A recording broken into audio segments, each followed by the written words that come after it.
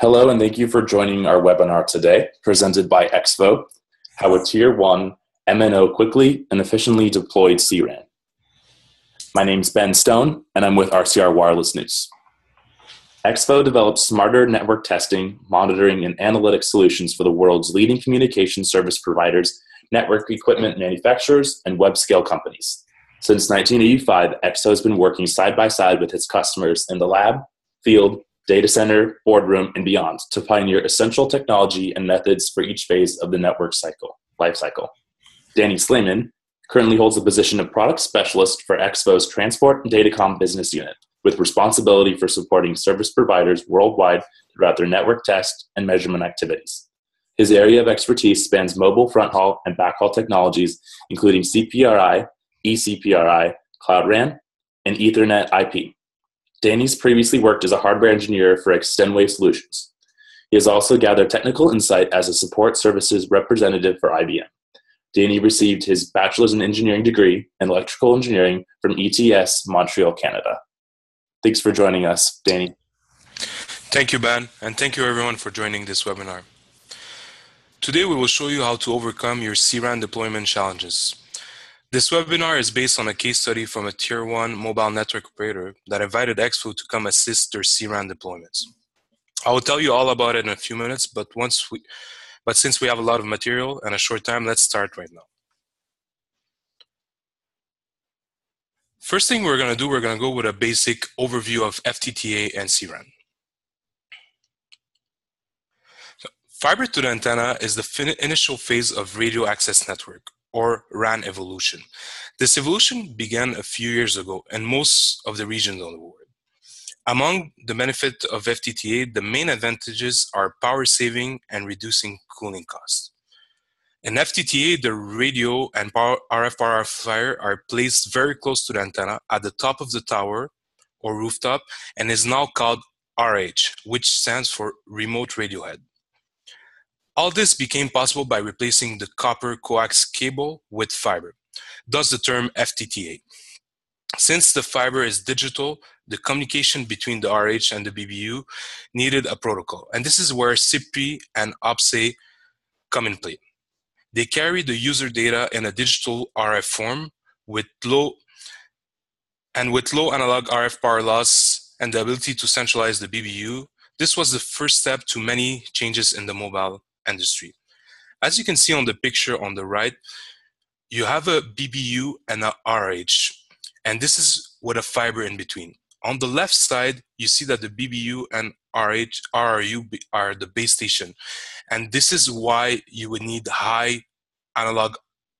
There's going to be high analog RF power loss because there is a lot of amplifying needed to transmit over the air. Now let's look at CRAN. CRAN is the next phase in the RAN evolution, and it stands for Centralized Radio Access Network, where BBUs are centralized in a common location such as a central office or a data center. It's called to BBU hotel, so this is the term. The BBU hotel would be where it's located. Additional cost saving are provided by doing the CRAN deployment. With CRAN, the remote sites hosting the RH can now be located 15 kilometers away in a small, non-ventilated location, which is great, reducing site rental costs and power consumption. As you can see on that picture, you have all those BBUs located in one place, and you can distribute to different RH in a region, sending different technologies to different sites.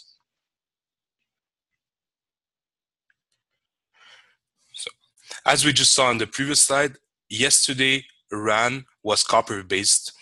Today is mainly fiber. We expect to see CRAN on a global scale in the next 3 years, but what's really important to know is that CRAN is a necessary phase to move to 5G, where centralization is key. So it's critical to properly build the CRAN network foundation today to be ready for 5G tomorrow. If you take a look at the picture of the 5G, you can see that there's only one BBU. And this is the idea. This is the idea where everything is virtual. MNO would have one BBU or server located in a data center that controls all the different RH of that region.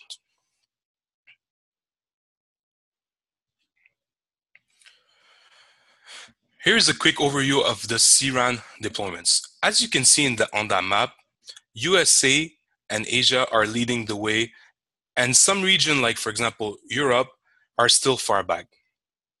Some places like South America are not even following the trend, and it might take a while before we even see CRAN deployment. Or I would even say it would take a while before even seeing fiber to the antenna, because they're really slow in that process. Canada, where I'm located, is not even included in this research. I'm not sure why, but I can tell you. But I can tell you that I've seen some operator deploy CRAN already.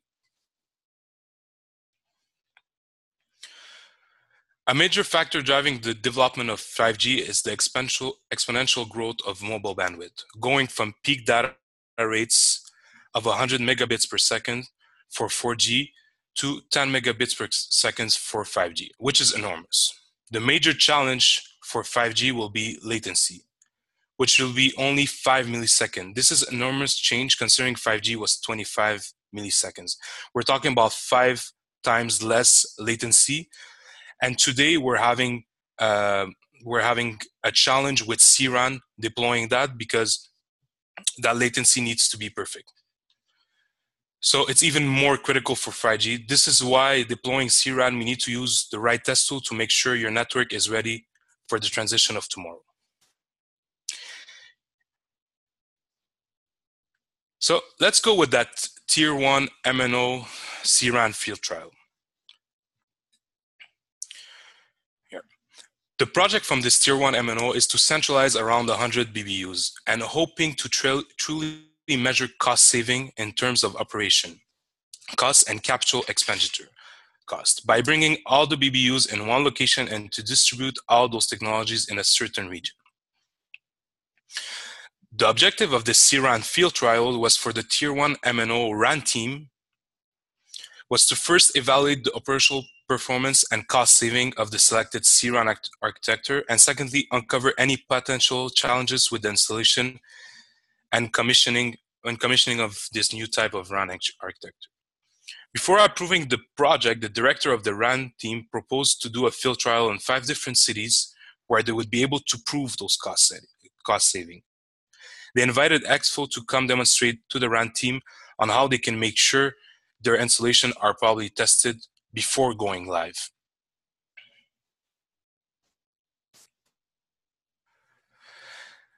The test equipment used during this field trial was the EXFO FTB700 GV2.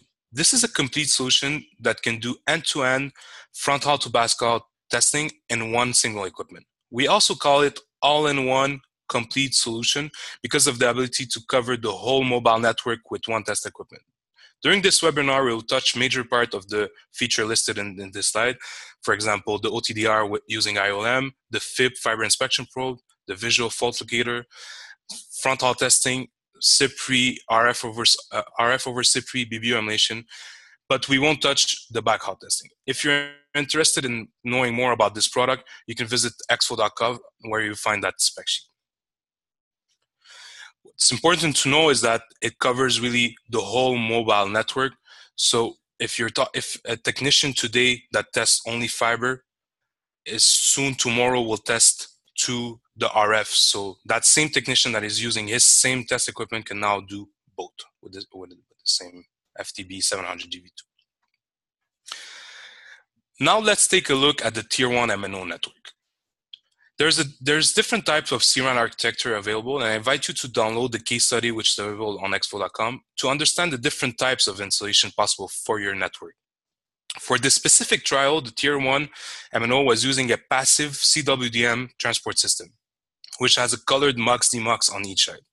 A senior manager of the RAN team was telling us that everyone needs to realize the benefit of building a solid RAN foundation today to prepare for the future 5G, and therefore the decision to use a passive CWDM transport system. The distance between the BBU hotel and the RH sites were about 8 kilometers or 5 miles. And you can see that they were transporting 2G, 3G, and 4G technologies on that same transport system.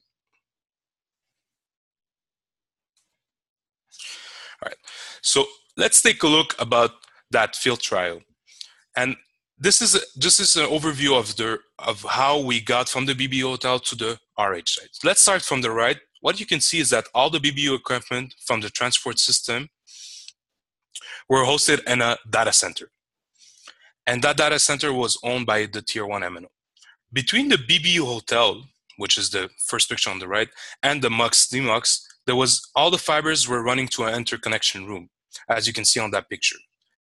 After the MUX of the fiber, we're running back to that interconnection room before it goes to the common fiber. That common fiber is the one that will go to the MUX, DMUX on the RH remote site. In the RH remote site, there's another MUX, DMUX, and you'll see how all those small remote sites are becoming in a few minutes. That picture is pretty small. It will get bigger in a couple of seconds. Right. So first, let's look at that BBU hotel in that data center. Here you can see the data center, which had the BBU equipment and the MUX, DMUX transport system. There was different technologies in terms of BBUs. There was actually 2G, 3G, and 4G all combined on one shelf. And not just those technologies, there was different sites, so you'd have more than one BBU in one shelf.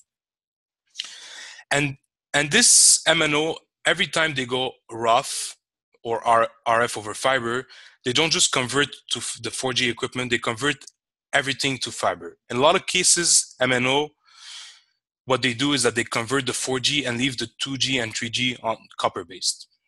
But the specific MNO converted all the technology to fiber, even the 2G, which is a rare practice, but will bring a lot of cost saving and giving the possibility to deploy all the CRAN technologies, to deploy CRAN on all the technologies. No more BBUs needed at the cell site, which means even smaller remote sites. All right. So let's go with the first step of that trial, how we started. Basically, we started with the fiber connector inspection. Before starting the fiber characterization, which is the important part from the BBU hotel site, EXFO recommended the inspection of the fiber connectors. During the first step of the CRAN validation, the team noticed that most fibers did not pass the automated fiber inspection probe, or the FIP. The FIP is a probe that you can test your fiber. It's either wired or wireless, and it can be used on the platform or on your Android device. They told us that they were using SFP that are long reach, 80 kilometers. So we're talking about 80 kilometers for an 8-kilometer CRAN deployments, just because they would have a higher receive sensitivity of 24 dB. So basically, they have a higher optical budget, and then they compensate on connector cleanliness. So high cost can be avoided. A long reach SFP of that type is about 3 to 5 times higher the cost of a regular SFP. And we don't need 80 kilometers to deploy 8 kilometers CRAN. In fact, they liked that it was easy to test with the FIP, and they considered purchasing lower cost SFP for future deployment and implementing a cleaning procedure. I think we could all agree that 30 seconds of tests per connector is worth the cost saving. Since this is a passive CWDM transport system, there is no regeneration of the signal, and makes it even more important to make sure connectors are clean, because you can easily lose 2 to 3 dB only for muxing or demuxing. And that's on each side. As you can see on that picture, on each side, you're gonna have a mux. On one side, you're gonna have a mux, demux, and on the other side, you're gonna have a mux, demux, and you can lose 2 to 3 dB on each side. Fiber spans are another source of loss, and we can see that it's critical to identify the problem at the root cause, because we wouldn't want to lose too much power for no reason. So we can see that the total power loss could go from 8.8 dB to 14.7 dB. So we just gotta make sure that your connectors are clean, that the fiber is correct, and you don't need to use 80 kilometers SFP. The second step is optical link characterization. Before we go into detail, I want to just talk a little bit about that EXFO ILM. So for that second step, we recommend using ILM, which is the intelligent version of an OTDR. This removes the need to to understand how a typical OTDR works, because it's all automated and it gives a pass-fail result of every pieces like connector, bands, splices on the network. As you can see in this table, there's a symbol for the different fault, and the interactive GUI tells the user what to look for at what distance. So this application will be able to give you a map of your fiber with all the different type of band splices, and if it's pass or fail, not just fail. So even if the connector is good, you will get the picture out of it. So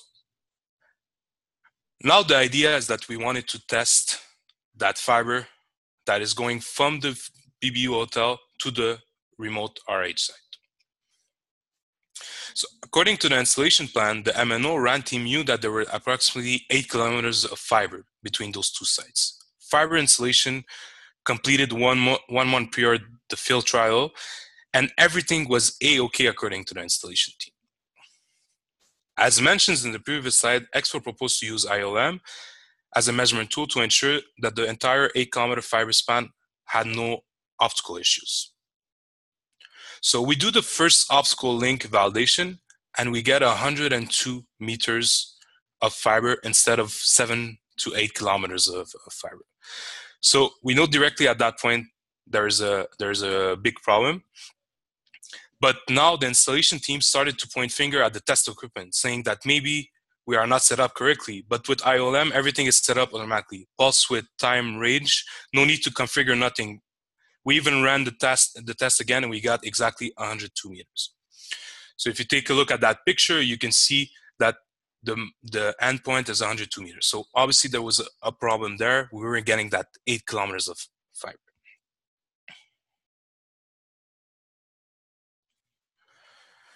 At this point, the manager of the RAN team wasn't happy of the situation, and it was a big surprise to see all those connections were not completed as requested a month ago. According to the installation plans, they estimated that the missing interconnection should be in a patch panel room at the first floor of the data center. We were at the 3rd floor, and the installation team was at the 1st floor trying to check for connection.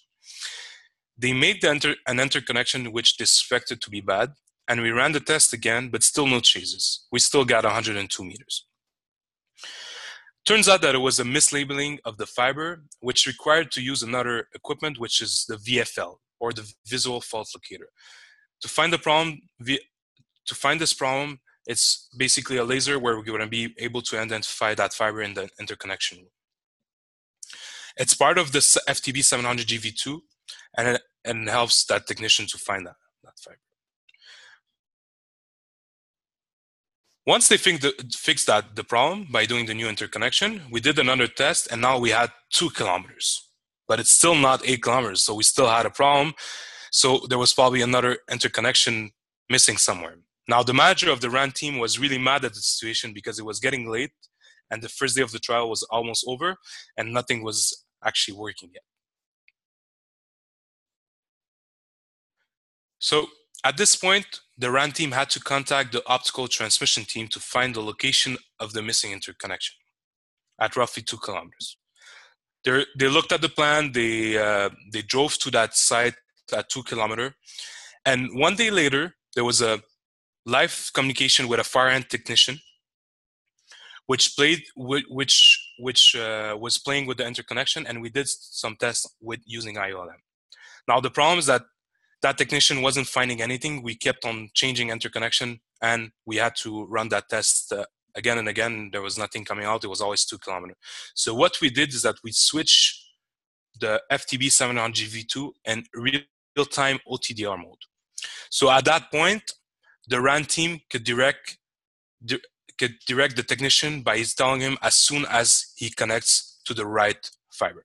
So for example, we're changing to those fibers. As soon as we have the right one, as you can see on the picture, the graph will tell us, for example, the length has changed. So once the length has changed, we can confirm that the interconnection was made correctly. After finding that second missing fiber interconnection, the fiber link characterization measurement was complete, and we finally saw 8 kilometers of fiber. We were able to see clearly each fiber span, And for that, we used iLoop. iLoop, the way it works is that we need a fiber loop at the end at the remote site. And the EXFO iLoop app maps all the different connection and fault for both RX and TX fiber. So as you can see on that picture, on the top you have 8 kilometers, on the bottom you have 8 kilometers, so you have RX and TX. Now we have initially put a threshold of 0.5 dB of loss, and there was a lot of failing red connectors. So the RAN team said, we have so much optical budget, we could just set it at a higher threshold, so we don't see red everywhere. This is not the right practice to do, because the more you have loss, the more it's going to affect your latency, the more it's going to affect your signal going to your CRAN sites installations. We then set it at 0.75 dB, and we still saw some connector failing. As you can see in the image, those 3 faulty connectors were close to 1 dB of loss, which is pretty bad. It's really not good for this. It's important to make sure all your splices, there's no bend, and everything is correct in your installation. Now, the third step is the BBU RH Sippy link validation. The RAN team indicated that all the BBUs were configured at Sippy option 3, which is 2.4 gig. For Sippy, we hear more options instead of rates, so we're going to hear option 1, 2, 3, up to 7. And they're equivalent to a certain rate. So when we were talking with the RAN team, it was always Sippy option rate 3, which is considered 2.4 gig. Using EXFO Sippy test application, we set it up to 2.4 gig and in RH mode. It's the only settings that actually needs to be done on the app.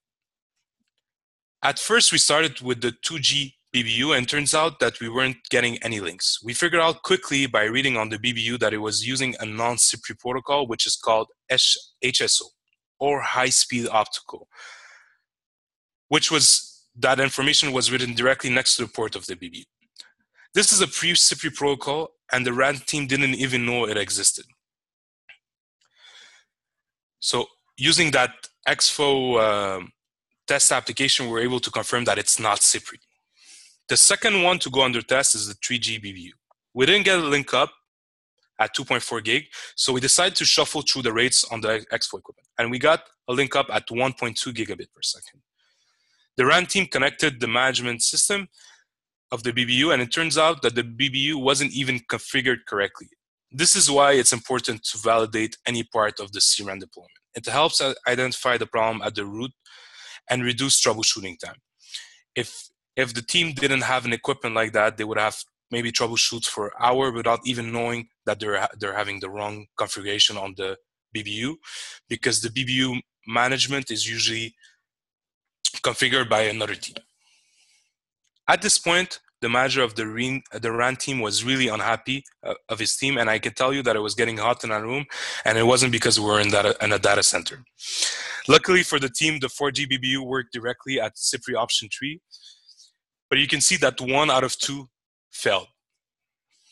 Wasn't a good start.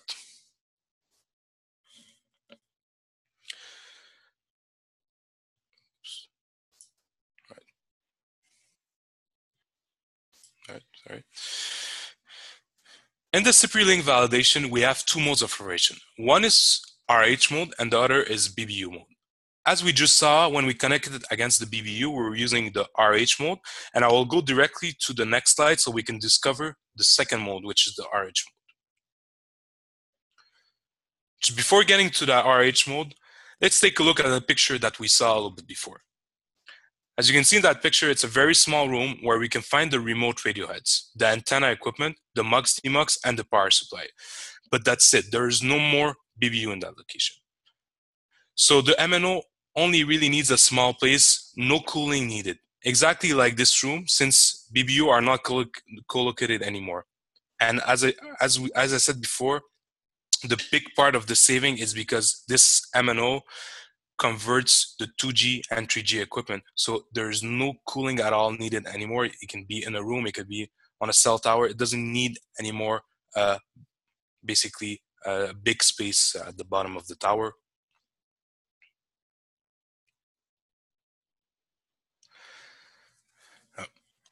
This is the equipment we saw in the other picture and the equipment that's available in the room. There's a 3G and 4G RH. At the bottom of this, there was another 2G RH that we didn't count in that picture. At this point, we ran the fiber inspection probe, which is the step 1 that we did, on connectors where some failed. We did ILM at the opposite direction and it passed perfectly. So ILM was the second step where we did the fiber characterization. We just ran it from the remote side to the BBU hotel and it worked perfectly. It was just a confirmation. Now we were ready to do the Sippy link validation for the RH. When we started testing the 3G RH, we couldn't get a link up. And this is where we realized that there was a bad connection to the RH, but it wasn't a bad fiber. Sippy ports are located under the RH, as you can see on the first picture on the left, and are easily mistaken. There's two ports on the RH. One is primary, where we will plug the connection coming from the BBU, and the secondary port is usually used for daisy chaining, the remote radio heads. We switched the SFP to the right port and directly got a link up on the Sippy app. Again, here we weren't able to detect any issue. We were able to detect issues that would have taken a long time to find without the proper test equipment. The RAD team could have spent a lot of time troubleshooting the fiber, the connectors, the MUX, DMUX, looking at different areas without even thinking of that scenario. But using the EXFO solution saved them a lot of time. You can see on the second picture, there's 2 ports, second and third picture, there's 2 ports. So as I described, there's one used for Sippy, that's for the Sippy that's coming from the BBU, and the second one is for daisy chaining. So daisy chaining is when you want to put a multiple RH on the same connection, going to the BBU. All right. Now let's talk about that 4th step, which is BBU emulation. Step 1, we did the connector inspection using the FIP. Step 2, we did the fiber characterization using IOLM. And step 3, we did the Sippy link validation. And those 3 steps were done on each side. So from at the BBU hotel and at the remote side. But what's not tested and validated with those 3 steps is, for example, remote SFP model, type of RH, RX power, coax cabling between the RH and the antenna, or antenna tilt, or what we call red. What we need to do is that BBU emulation comes in play and does the real validation of the RF components of the RH, as well as the coaxial cable and antenna system. So let's look at what could BBU emulation offer to the MNO. BBU emulation gives you the ability to test the remote SFP located in the RH, verify that the Sippy communication is active, and test at an RF level by transmitting an LTE signal over the air. This application can verify the received signal of the RH to identify RF interference, PIM, or diversity imbalance. There is no BBU required to use this test application, as this is a full intrusive test. So if you look at the diagram on the right, you really remove the BBU from the equation and you plug that fiber that goes directly to the RH. So the question here is, what is the advantage of having an application like that? And for us to understand that, I'll show you a use case that happened on that field trial. At a certain point, we were using BBU emulation from the BBU hotel to validate the rest of the sites. And one of the 4G BBU had a weird RF interfere affecting the uplink or receive spectrum. The uplink is the signal that's coming from your cell phone and it's going to the remote radio head. And this is a signal that could be affected more by RF interference. So what happens is that we start driving to the site, and as soon as we were getting close to the site, as you can see in the picture, we saw that the cell tower is located right next to a high voltage power line. And this is the interferer affecting the 4G site. So at that site was installed it was really close, actually a couple of meters next to power lines, and those were the interferer that was affecting the 4G site.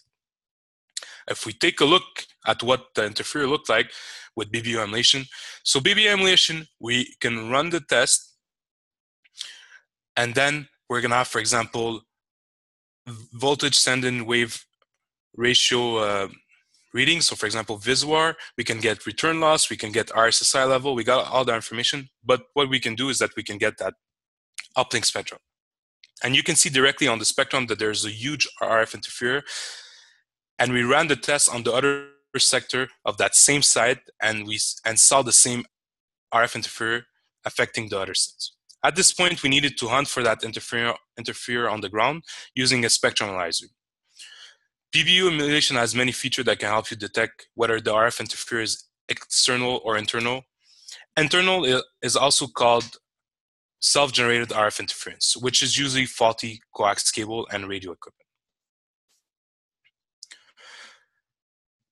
So here's a quick recap on everything that can be done with the BBU Emulation application on this FTB 700 GV2. And I invite you to take a look at the EXFO mobile frontal testing reference guide, which is available too on exfo.com to help you understand how can this test tool commission your cell site before going live. All right. So fifth step is RF spectrum analysis over Sippy. So as seen previously, the evolution of radio access network brought fiber to the antenna, but this came at a cost because there was no more access to the analog RF signal at the bottom of the tower. Like on the left, old RAN equipment used to be coax-based and had a monitoring port available to look at the uplink RF signal. The signal was analog, obviously, and this is why we have Sippy or offsite protocol. The answer is to access the RF over the fiber using a test application called Optical RF, which is available too on the EXFO FTB 700 GV2. Optical RF is the highest resolution RF spectrum analysis over Sippy. To be able to view that spectrum, we need an optical splitter to be installed between the BBU and the RH. Now there's two types of installation. The first solution is installing a splitter on each visit. This is a low-cost solution, and you will need to bring down the sector every time you want to look at RF interference.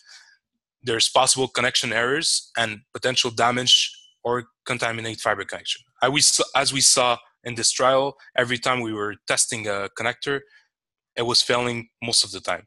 So it's really easy to dirty connectors, so that's why we want to remove that from the equation. That's the first solution. Second solution is installing a permanent splitter. This is a high-cost solution, but with no risk of failure or bad connection. Since there is no more monitoring ports at the BBUs, I recommend that if you are redesigning your network today, to start thinking about a solution like a permanent splitter, because it will be beneficial on the long term, and especially for CRAN. Now, once Optical RF is installed correctly, whether you have a permanent or a temporary splitter, you will have access to the uplink or downlink spectrum, depending on which fiber you are tapped to. So we want to look at the uplink spectrum because, as I said previously, this is the one that can be affected by RF interference. Now, in CRAN installation, these tests can be performed at the BBU hotel, avoiding the time and cost associated with traveling to the far end cell site, as well as the ability to access the test equipment remotely, allowing maintenance personnel to view the result without being local to the test system. So you have that test equipment, which is, we'll see in a few minutes, which is Windows-based, and you can remote access into it, or it could be connected or in that data center, either on the remote side, but it gives you the ability to test that RF spectrum over Sippy anywhere, and if you need support, anyone could connect to that unit.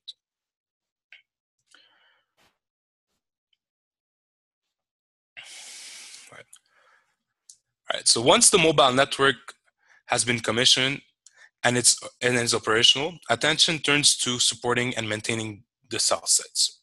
So now at that point, we have finished installing the CRAN installation. And so we went to those 4 steps, which is fiber connection. The second one is fiber characterization.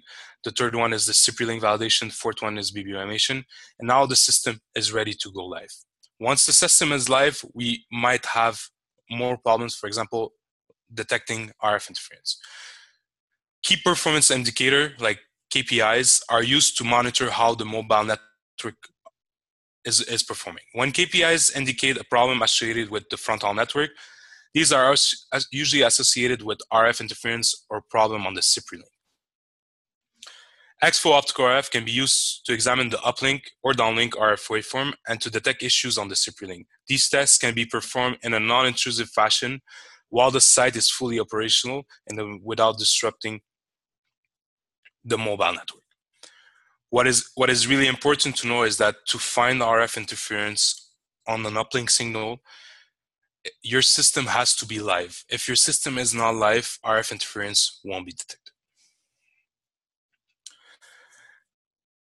Now to understand, sorry about that. I clicked too fast. Now to understand the use of RF spectrum analysis over Sippy, I will describe a use case encountered on another field trial. In that specific field trial that we were with that Tier-1 MNO, the challenge was to install the Saran. Then we left. They had the equipment where if they had more problem, they could use Optical RF. But just for us to understand what is Optical RF, I'll explain another use case. All right. So we encountered a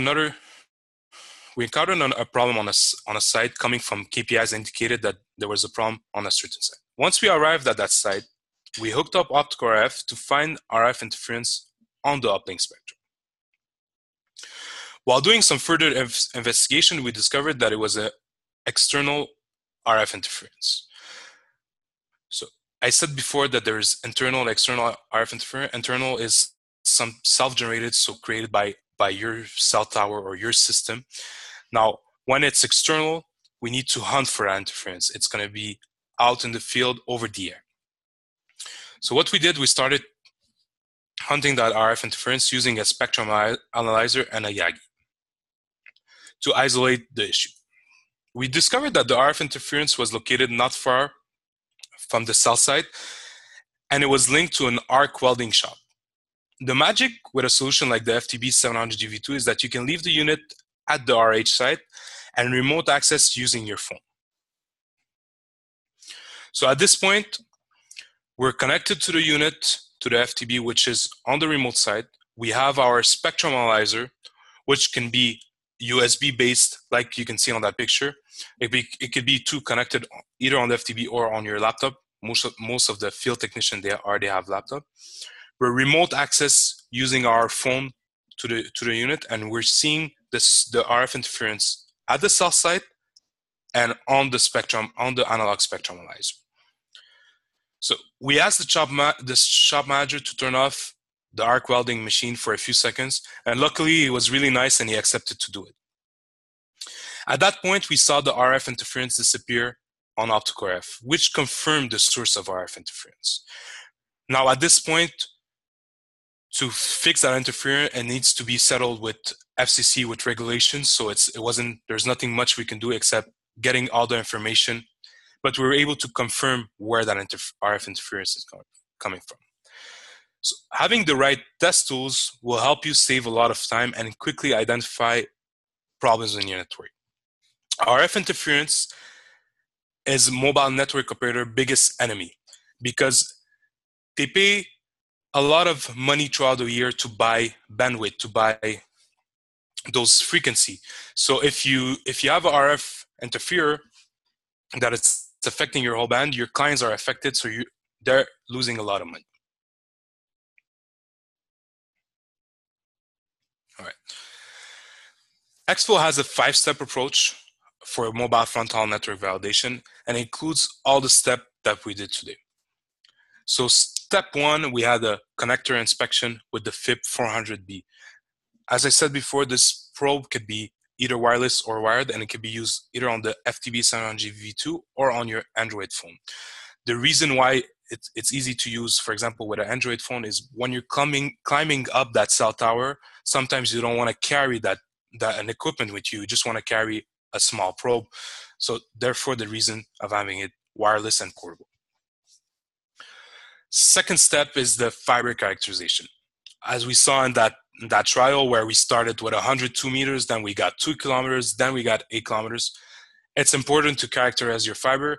And on top, if you have bad interconnection like this Tier-1 MNO, you won't have your signal, you won't be able to get your signal quickly. So you need to test all your fibers. Step number 3 is our Sippy link validation, or more Sippy protocol testing. The Sippy link validation does a layer 2 test of the Sippy protocol, and it makes sure that, for example, your BBU is configured correctly, that your RH is configured correctly, it's not connected to the wrong port. Once you have a Sippy link, you will see it on your test unit. Step 4 with BBU Emulation, where you can be at the BBU hotel and actually test for RF level. So you would get your RF receive spectrum just by plugging that test unit and starting the test. And the step number 5, which is used for troubleshooting, Optical RF. Optical RF is the highest resolution spectrum analysis over Sippy, and it can be combined with a spectrum analyzer. In that case, for example, USB, just to keep it pretty small. The USB spectrum analyzer could be used on that FTB 700GV2 since it's a Windows platform, and it could be used on the laptop. That Tier-1 MNO CRAN field trial is a case study, and it's all available. So there's even more information than what I just did. It's available on exfo.com, so I invite you to visit it. And if you look at the first one, look for Tier-1 MNO field trial. I informed you before there's different type of CRAN's installation. In that document, it will give you the different type of CRAN installation, not just the passive CWM like I talked about. The second step is the mobile fronthaul testing reference guide. This testing guide is designed to help you understand how all those different 5 steps that we talk about could help you verify your network and make sure it's ready for CRAN or even 5G. So there is a small part on every single step, and this is actually a book and can be ordered for free on the EXFO website. The third thing here is the FTB 700GV2 series. There's the spec available on the website, and this is truly the ultimate all-in-one solution because of all those different parts. But I didn't talk about backhaul, didn't talk about timing testing, I didn't talk about every aspect of that unit. There's still more that you can discover, and if you would like, you can download that spec from the website. Right. We're gonna go with the questions at that point. If there's any questions that requires personal attention, here's my email. You can send me a question, or you can add me on LinkedIn. Great. Thank you so much, Danny. I do actually have a few questions for you. My first question is, while using BBU Emulation, you mentioned that you can do RF testing. How is this test possible without affecting the customers in the region? All right, that's a really good question. Thanks, man. Mm-hmm. In BBU Emulation, there's a setting which is called PCI, or Physical Cell ID. By default, we set the PCI to a number that is not used by MNOs. So what happens that once we do our test, it's broadcasting LTE, but there is no chance that a regular cell phone would connect to that signal. So there's no chance that we affect customers by like, for example, dropping their calls. It's not going to happen. Awesome, thank you.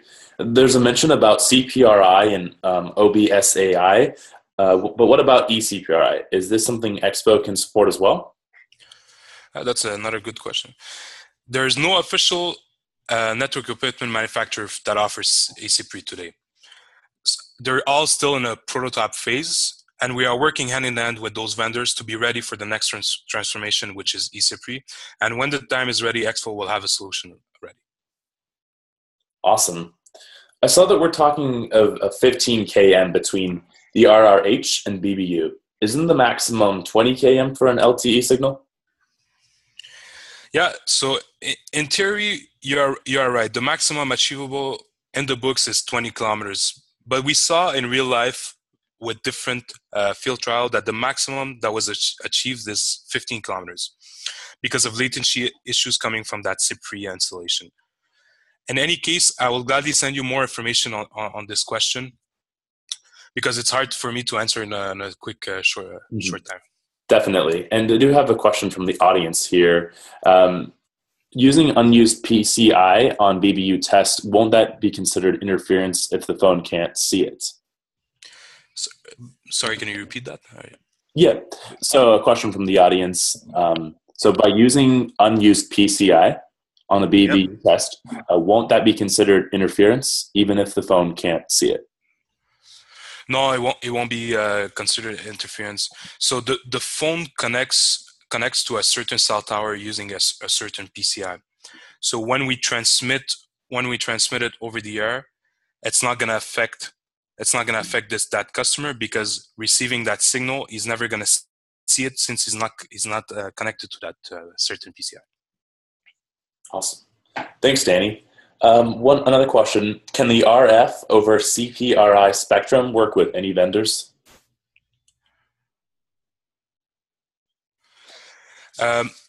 Today we can cover most of the vendors that are available on the market, like Ericsson, Alcatel-Lucent, Nokia, Huawei, Samsung.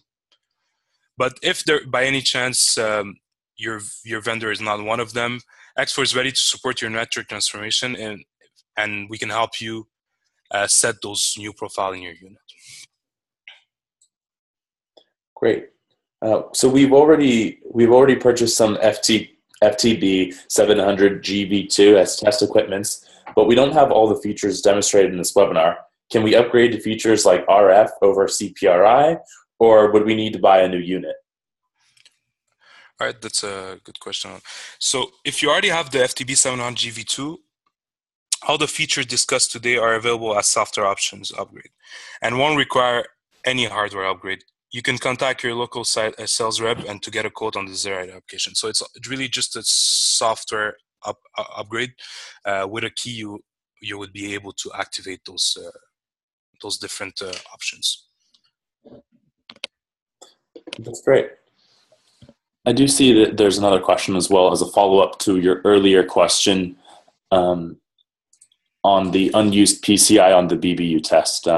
Certainly we could maybe take this offline as well, but we wanted to know if there would be any uncorrelated signal, if there would be any uncorrelated signal would also be considered interference.